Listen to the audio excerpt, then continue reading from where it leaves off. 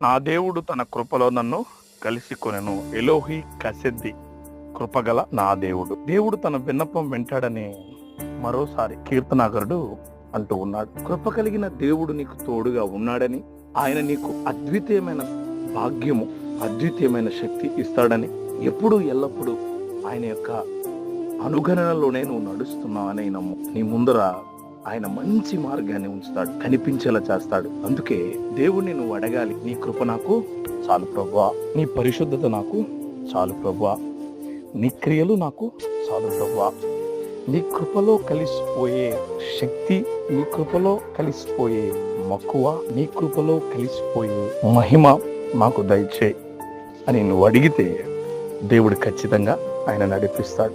ఆయన కృప నిన్ను అద్వితీయమైన శక్తి వైపు నడిపిస్తుంది. ఆయన కృప నిన్ను నువ్వు ఊహించలేని కార్యాల వైపు నడిపిస్తూ ఉంది. ఆయన కృపలో వర్ధిల్లు, ఆయన కృప నీకు తోడుగా ఉంటుంది.